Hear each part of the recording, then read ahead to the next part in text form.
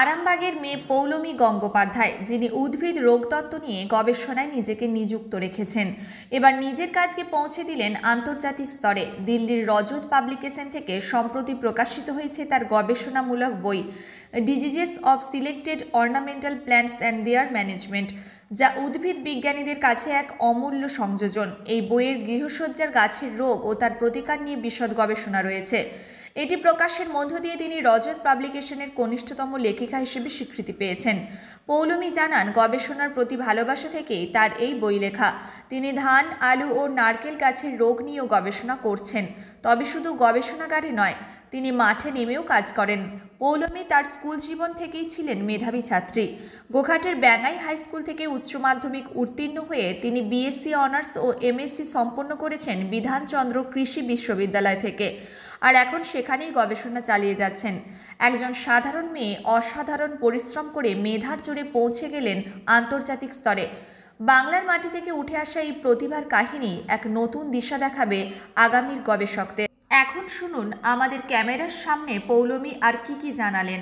এই বইটা হচ্ছে মেনলি আমি আমার 2 বছরের পরিশ্রমের ফলাফল।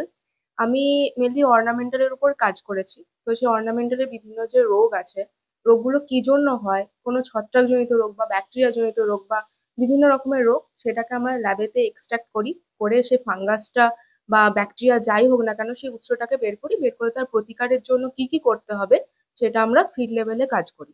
তো পুরো বইটা আমার এটা নিয়ে, আর পুরোটা আমার হাতে নাতে করা, পুরো 2 বছরের পরিশ্রমের ফসল এটা আমার নিজস্ব।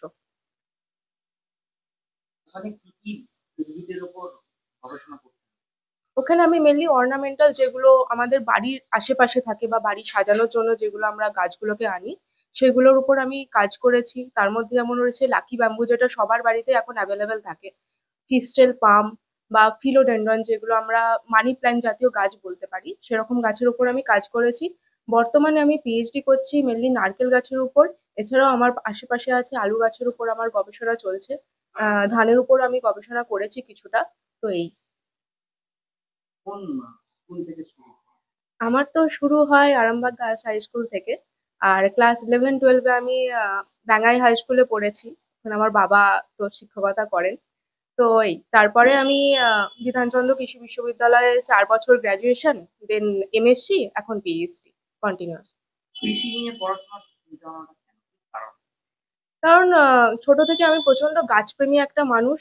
আর মানে এখনকার যুগের যে সমস্ত সিনারিও, চারিপাশে চাষিদের অবস্থা বা সবকিছু মিলে আমার একটা খুবই আগ্রহ জেগেছিল যে আমি এই এই সাবজেক্টের উপর নিয়েই পড়বো সবকিছু।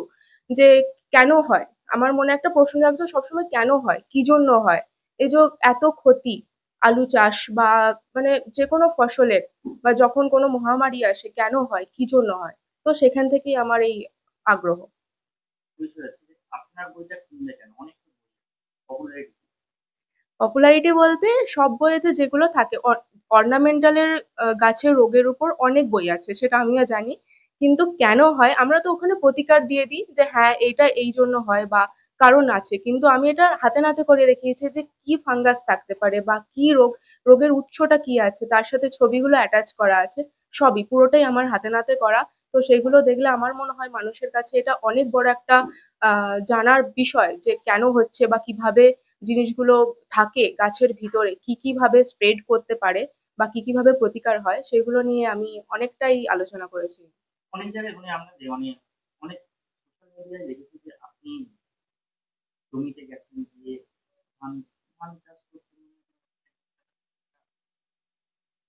না, কারণে বলতে না, এটা আমার মানে ভালোবাসার জিনিস। তো আমি যখনই যাই, প্রতিদিন সকালবেলা আমাদের যেতে হয় ফিল্ডে, যদি কোনো কাজ থাকে তো তো সেখানে গিয়ে আমরা সোয়িং করি, সবকিছু করি, নিজের হাতে করি। কারণ আমাদের যারা দাদারা আছেন, প্রচন্ড পরিমাণে হেল্প করেন, তারা চাষি দাদারা যারা ওখানে থাকেন, ওনারা তো মানে আমাদের কাছে ভগবান তুল্য মানুষ। তো ওনাদের ওনাদের প্রচন্ড সাহায্য পাই আমরা। তো ওনাদের জন্য এত সাহসটা আমরা পাই যে ফিল্ডে গিয়ে আমরা প্রথম যে কাজ করব, এটা আমরা ওনাদের থেকেই পাওয়া। তো সেই জিনিসটা আমার পুরোপুরি ভালোবাসা থেকে আসে যে আমার কাজ আমি নিজেই করব, এই জিনিসটা আমার মধ্যে আছে। এখন কি কি করতে হয়? এখন মেনলি আমি আলু গাছের উপর কাজ করছি, একটা প্রজেক্টে আছি। আর আমার নিজস্ব যে কাজ সেটা হচ্ছে মেনলি নারকেল গাছের উপর, নারকেল গাছের কি কি রোগ হয় তার উপরে, আর আলু গাছের কি কি রোগ হয় তার উপরে, কিভাবে ফলন বাড়ানো যায় বা কি কি ফাঙ্গিসাইড স্প্রে করতে হবে রোগ ঠেকানোর জন্য। এগুলো হয়তো চাষি দাদারা আমার থেকে অনেক বেশি জানেন, আমরা তো জাস্ট হাতে খড়ি, কিন্তু তবুও সেটা শিখছি ধীরে ধীরে। এর আগে কি কিছু গবেষণা? এর আগে আমি ওই অর্নামেন্টালের উপর করেছি। মানে আমি তো যেহেতু উদ্ভিদ রোগতত্ত্ববিদ্যার ডিপার্টমেন্টের ছাত্রী, তো অর্নামেন্টালের বিভিন্ন রোগ যেগুলো ইন্ডিয়াতে এখনো অব্দি সেরকম ভাবে গবেষণা হয়নি, তো এইসব গাছের উপর আমি মোটামুটি আছে আপনার জানি। সঙ্গে আর কে কে আছে আমার সাথে অবশ্য ডিপার্টমেন্ট? ডিপার্টমেন্টে হচ্ছে আমার সিনিয়ররা আছেন অনেকে, আমার জুনিয়ররা আছে, সবাই আমরা একসাথে মিলেমিশেই কাজ করি। আর আমরা যে স্যারের আন্ডারে কাজ করি, মানে আমাদের গাইড হন, তিনি প্রচন্ড ভালো একজন মানুষ, প্রফেসর বীরেন্দ্রনাথ পাঁজা। উনি প্ল্যান্ট প্রোটেকশন অফিসার।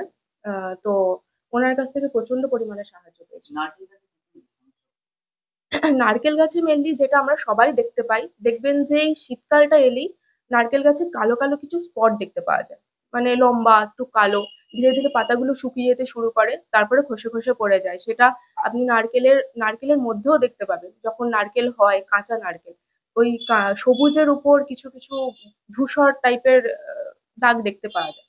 তো সেইগুলোই মেনলি আমার গবেষণার বিষয়, যে সেগুলো কি জন্য হয়, কোন ছত্রাক দিয়ে হয় বা কোন ব্যাকটেরিয়া দিয়ে হয়, বা এটা ভাইরাস জনিত কারণ কিনা। তো সেটাই আমি এখন মেনলি কাজ করছি।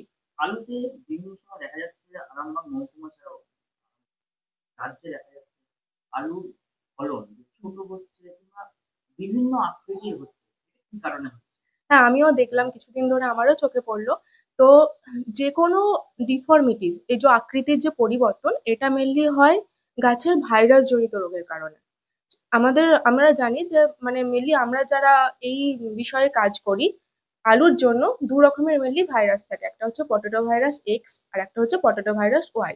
তো এগুলো যখন মানে এগুলো দিয়ে যখন আলু আক্রান্ত হয়, তখন এরকম বিভিন্ন টাইপের শেপ নিতে শুরু করে। এটা কোনো কুসংস্কার জনিত মানে কারণে প্লিজ আপনারা যাবেন না।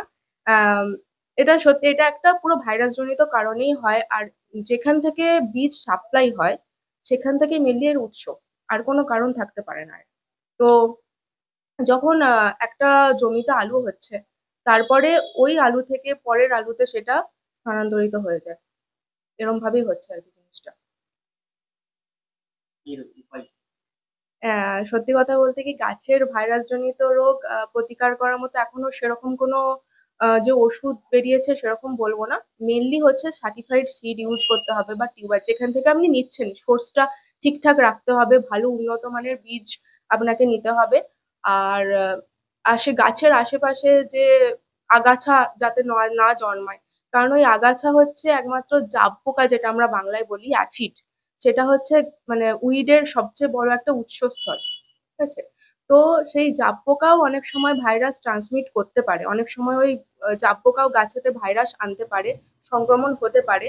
তো সেখান থেকেই আমাদের এরকম ধরনের রোগগুলো হয়। তো সেইগুলো যাতে আশেপাশে উইড না থাকে, আগাছা না থাকে, সেগুলো দমন করা প্রয়োজন।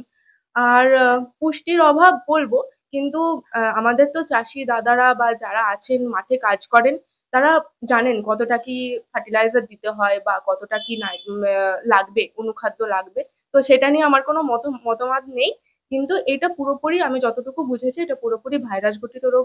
যেরকম বিকৃত আকারের আলু হচ্ছে, এটা খুবই মারাত্মক একটা ব্যাপার। আর ভাইরাসকে দমন করা খুবই কঠিন এখনকার যুগে। তাই যতটা পারা যায় সরকারি দপ্তর থেকে বা মানে সরকারকে চেষ্টা করা উচিত যাতে ওদের চাষি ভাইদের আলুগুলো সাপ্লাই করা যায়। এখানে এখন দেখা যাচ্ছে যারা চাষি আছে তারা খুব তাড়াতাড়ি ফসল বাড়ানো কিংবা উৎপাদন করার জন্য বিভিন্ন রকম সারের ব্যবহার করছে। হুম। এটা কি মানুষের কতটা? এটা তো ক্ষতি তো করবেই, কারণ যে কোনো সারের বা ফার্টিলাইজারের একটা রেসিডিউয়াল এফেক্ট থাকে, সেটা শুধু মানুষের কেন, সেটা মাটিতে যেখানে আছে সেখানেরও অনেক কিছু মানে মাইক্রোবস থাকে, ভালো ভালো মাইক্রোবস থাকে, যাদেরকেও ক্ষতি করছে। যেখানে মাটিরও ক্ষতি হচ্ছে, ফার্টিলিটি, উর্বরতা কমছে, জমির উর্বরতা কমে যাচ্ছে। আপনি ধরুন এখন আলু বুনছেন, পরবর্তীকালে সেই মাটিতে হয়তো অন্য কোনো ফসল বুনবেন, সেখানেও কিন্তু এরকম একটা রেসিডুয়াল এফেক্ট থাকবে, যার জন্য ওই ফসলেরও ক্ষতি হতে পারে, আর সেখান থেকেও মানুষের শরীরে যেতে পারে। তার জন্য মানুষের শরীরে তো ক্যান্সার থেকে শুরু করে সব রকমেরই জিনিস হচ্ছে এই পেস্টিসাইড বা ফার্টিলাইজারের জন্য। তো এগুলো যতটা সম্ভব কম করে অ্যাপ্লাই করা উচিত মাটিতে। কারণ যতটা সম্ভব অর্গানিক্যালি জিনিসগুলোকে করা উচিত এখনকার দিনে। অর্গানিক্যাল যে জৈব সার হুম। বেশ এখন অর্গানিক্যালি যেগুলো হচ্ছে যেমন খোল পচা বা বিভিন্ন সার মানে বিভিন্ন খোসা যেগুলোকে নিয়ে একসাথে এখন সরকারি উদ্যোগ দেখলাম করেছে যে বিভিন্ন রকমের অর্গানিক সার ওরা তৈরি করছে, সেগুলো ওরা অ্যাপ্লাই করতে পারে। কিন্তু ব্যাপারটা হচ্ছে এখন তো মানুষ চায় যে কম সময়ে বিশাল কিছু আমরা উৎপাদন করব। অর্গানিক্যালি করতে গেলে আমাদের সময়টা প্রচুর লাগবে, কিন্তু আমরা সেটাতে অন্তত সুস্থ থাকবো। সেটার জন্যই হয়তো মানে এখন অতটা অ্যাপ্লাই করা হয় না আমাদের, যেহেতু অনেকটা বেশি টাইম লাগে, অনেকটা বেশি শ্রম লাগে। কিন্তু এটা দরকার, খুবই দরকার। আপনার এই বইটা কোনখানে বইটা তো এখন ইন্টারন্যাশনাল মোটামুটি। এবার বাইরের বিভিন্ন ইউনিভার্সিটিতে এটা চালু হয়েছে আপাতত। আর এখন মানে পশ্চিমবঙ্গের বিভিন্ন জায়গাতেই পাওয়া যাবে। বইটা কবে প্রকাশিত? বইটা প্রকাশিত হয়েছে আগের সপ্তাহে, আমি ঠিক ডেটটা এক্সাক্ট মাথায় নেই। বইতে মেনলি অনেকেই আছেন, তার মধ্যে আছেন পশ্চিমবঙ্গের ভারপ্রাপ্ত মন্ত্রী মাননীয় প্রদীপ মজুমদার স্যার। তো উনি ছিলেন আমাদের বিধানচন্দ্র কৃষি বিশ্ববিদ্যালয়ের প্ল্যান্ট প্যাথোলজিরই প্রাক্তন ছাত্র।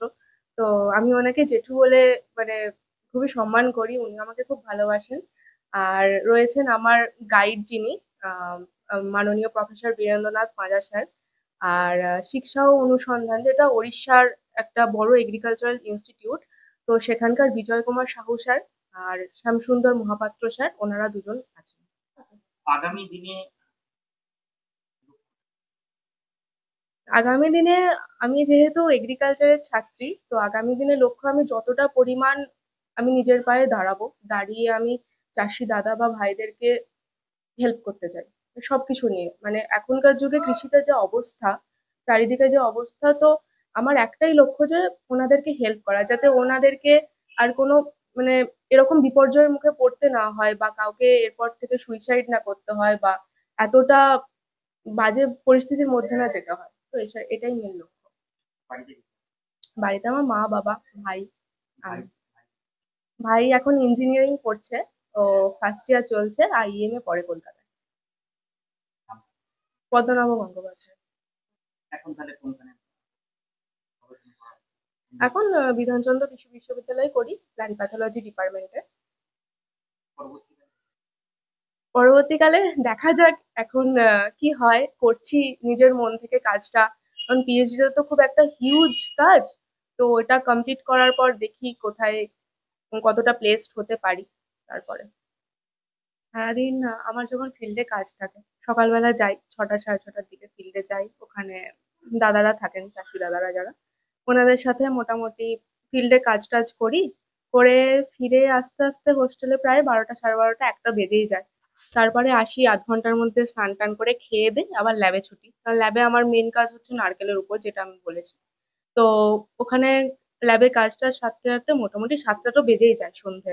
এবারে একটু খেয়ে খেয়ে নিই, খেয়ে নিয়ে হোস্টেলে আসি, হোস্টেলে আসে ব্যাস নিজস্ব যে সমস্ত কাজগুলো থাকে বা পড়াশোনা, চাকরির জন্য তো এখন প্রিপারেশন নিতেই হয়, তো সেসব পড়াশোনাগুলো করে আবার খেয়ে দিয়ে ঘুমিয়ে পড়ি। আবার প্রতিদিনের এইটাই সাইকেল চলে মোটামুটি।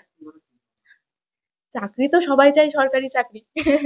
এবার দেখা যাক, এখন যা কম্পিটিশন খুব টাফ, প্রচন্ড কম্পিটিশন, তো চেষ্টা করছি সেন্ট্রালের দিকেই যাওয়ার। এবার পিএইচডিটা শেষ করতে করতে যদি কোনো অ্যাসিস্ট্যান্ট প্রফেসর বা কিছু রিক্রুটমেন্ট হয়, তো তখন ওইদিকে যাওয়ারই ইচ্ছা আছে। আহ, এই যে গবেষণা করার সময় ঝুঁকিপূর্ণ দিন আছে, অনেক ক্ষেত্রে অনেকে শুনছি গবেষণার সময় গবেষণা করতে করতে বিভোর হয়ে যায়। কখন সকাল হয় কখন রাত হয় জানেই হ্যাঁ। না, একা একাই কাজ করেছে। আপনার এরকম একটা স্মৃতি বলেন। হ্যাঁ, অবশ্যই। আমার আমার যখন এমএসসি শেষ হতে চললো, এমএসসি তে তো সবাই থিসিস সাবমিট করতেই হয় এটা। তো থিসিস সাবমিশনের যখন ডেডলাইন চলে এসেছে, তার 3 থেকে 4 মাস আগে মানে আমি কখন সকালে উঠছি, ব্রাশ করেছি কিনা, খেয়েছি কিনা, আমার কিচ্ছু মাথায় থাকতো না। ইভেন এরকমও হয়েছে 1 সপ্তাহ 2 সপ্তাহ আমি মানে কিছু খাইনি, সারাটা দিন ল্যাবে গিয়ে পড়ে আছি, কাজ করছি, স্যারের সাথে আছি। মানে সকাল 7টা থেকে সন্ধ্যে 7টা 8টা 10টা অব্দি হয়েছে যে এরকম ল্যাব থেকে এসেছি কাজ করে। তারপরে মানে এতটাই পরিশ্রম করতে হয়েছে ওই টাইমে, না হলে হয়তো আমি আজকে এই জায়গাটায় পৌঁছাতে পারতাম না। তো অবশ্যই মানে পরিশ্রম না করলে তো কোনো ভালো কিছু পাওয়া যায় না। তো এটা অবশ্যই কোনো পরিশ্রম করতে হবে। ভয়ের কাহিনী? হ্যাঁ, এত বড় ক্যাম্পাস আমাদের তো কিছু তো হয়। ল্যাবে মাঝে, মাঝে কিছু ফিল করেছি বা ক্যাম্পাসেও ওরকম হয়েছে অনেকের সাথেই। তো সেটা অনেক কিছুই আছে। এটা না একটু জাস্ট মানে একটা মানে এরকম দিন গেছে যে এরকম ক্যাম্পাসে একা, তারপর বৃষ্টি হচ্ছে। হ্যাঁ, এরকম কাহিনী ছিল। ওটা এমএসসির সময়ে ছিল। তো আমি সন্ধে কটা হবে তখন 6:30 7টা, জুন মাস। তখন প্রচন্ড বৃষ্টি হচ্ছে বাইরে। এবার আমি ল্যাবে মানে পুরো ফ্যাকাল্টিতে একাই আছি। আর কেউ নেই। আমাকে কাজ করতে হবে। আমার কাজ তো আর কেউ করে দেবে না। তো যাই হোক আমি কাজ করছি। তো সেই টাইমে আমাদের ল্যাবের পাশে একটা ওয়াশরুম আছে আরকি। যেটা স্যারেরা মেইনলি যান। তো ওয়াশরুমের দরজা এমনি খোলা ছিল। কোনো অসুবিধা কিছু ছিল না। শুধু কিন্তু বৃষ্টি হচ্ছিল। কোনো হাওয়া নেই, কিছু নেই। আমি যতক্ষণ সকাল থেকে কাজ করেছি, কোনরকম কোনো অসুবিধা কিচ্ছু হয়নি। তো ওই 7টা থেকে 7:15 র মধ্যে আমার একটা এমনি কাজ ছিল যে মানে কাজটা অটোমেটিক হবে। আমি এখানে মানে বসে আছি জাস্ট নরমালি। তো আমি ওভেনটা বন্ধ করে দিয়ে যাবো ল্যাব থেকে বেরোবো। যেই টাইমে আমি শুনতে পেলাম বাইরেতে দরজাটা প্রচন্ড পরিমাণে ধাক্কা দিচ্ছে। মানে ওয়াশরুমের দরজা প্রচন্ড পরিমাণে ধাক্কা দিচ্ছে, নড়ছে। তো আমি উঠে গেলাম যে একটু দেখলাম যে কি হচ্ছে ব্যাপারটা। ঠিক আছে। তারপর শুরু হলো কি বাথরুমের জলের আওয়াজ শুরু হলো। জল পড়ছে, আবার বন্ধ হচ্ছে, আবার জল পড়ছে। তো সেটা আমি অত কিছু মাইন্ড করিনি। অবশ্যই ভয় তো পাচ্ছি কারণ প্রচন্ড একটা ভীতু মানুষ, প্রচন্ড ভীতু মানুষ। তো ভয় পাচ্ছি কিন্তু আমার কাজটা না সারা হলেও তো আমি বাইরে বেরোতে পারবো না। আমার কিছু করার নেই। আমি কাউকে ডাকতেও পারছি না। বৃষ্টির টাইমে কাকে ডাকবো? হলো। হওয়ার পরে 15 মিনিট যা হোক করে কাটিয়ে রাম রাম করে কাটিয়ে আমি জাস্ট ল্যাবটা তালা দেবো। দিয়ে দেখলাম যে পুরো ফ্যাকাল্টিতে কারেন্টটা চলে গেল ওই টাইমে। পুরো অন্ধকার। গোটা ফ্যাকাল্টি অন্ধকার। মানে আমার তো তখন মাথায় বাজে আমি কিভাবে নামবো? কারণ আমাদের ল্যাব হচ্ছে দোতলায়। আমাকে নামতে হবে অনেকটা দূর এগিয়ে গিয়ে তারপরে আমার নামতে হবে। কারণ ফ্যাকাল্টিটা প্রচন্ড বড় ফ্যাকাল্টি। তো ছুটতেই প্রায় অনেক টাইম চলে যাবে। তো যাই হোক ওই টাইমে যে আমি কিভাবে নেমে এসেছি সেই দিনটা আমার এখনো মানে সারা জীবন মনে থাকবে। ওই ল্যাবের এক্সপেরিয়েন্স। তবে হ্যাঁ, ল্যাবে একা উইকেন্ডে যখন কাজ করতে যাই একটু গা ছমছম তো করেই। এগুলো তো হয়ই। মানে এত বড় ফাঁকা জায়গা আর অনেকেই অনেক কিছু দেখে। এগুলো আমাদের অভ্যস্ত হয়ে গেছে আরকি। ভয় তো লাগে। আমি খুব ভীতু মানুষ। খুব ভয় লাগে। কেউ ছিল না সেদিন? কেউ ছিল না। শুধু আমি ছিলাম কারণ সবার হয়তো কাজ হয়ে গিয়েছিল। আমার কিছু কাজ বাকি ছিল এক্সট্রা। তো সেটাই করতে গিয়েছিলাম। আচ্ছা, অলৌকিক কিছু জিনিস মানেন আপনি? আমি অবশ্যই। কিছু আছে, আত্মা বলে কিছু আছে, আমি ভূতে খুব বিশ্বাস করি। খুব। দেখেছেন? হ্যাঁ, মানে আমি ফিল করেছি। আমি অনেকবার ফিল করেছি। ওই তো ল্যাবের একটা ঘটনা বললাম। তারপর দাদাদের কাছ থেকে অনেক কিছু শুনি। বা আমাদের ল্যাবে যারা সিনিয়র্সরা আছেন তারাও অনেকে অনেক কিছু ফিল করেছে অনেক টাইমে। কেমন? তারা কি? দেখুন কেউ কখনো কিছু দেখেনি বাট ওরকম ফিল করেছে যে হ্যাঁ একটা অন্যরকম ফিলিংস। কারণ মানুষের তো সিক্স সেন্স কাজ করে। আমি ছাড়া যদি অন্য কেউ আসে সেটা যেকোনো মানুষই হোক বা কোনো অলৌকিক কিছুই হোক সেটা সবাই বুঝতে পারি আমরা। তো সেরকম একটা ফিলিংস তো আমরা অনেকেই পেয়েছি। নিউনুর সোফা সেন্টার। এখানে সমস্ত রকম সোফা পাইকারি ও রিটেলে বিক্রয় করা হয়। সমস্ত সোফা নিজস্ব কারখানায় তৈরি করা হয়। প্রোপাইটার হানিফ হোসেন খাঁ ও রুহুল হোসেন খাঁ, বড়ডোঙ্গল হাটতলা সিনেমা হলের সন্নিকটে, হুগলি। যোগাযোগ 7797170093 এবং 9382003105।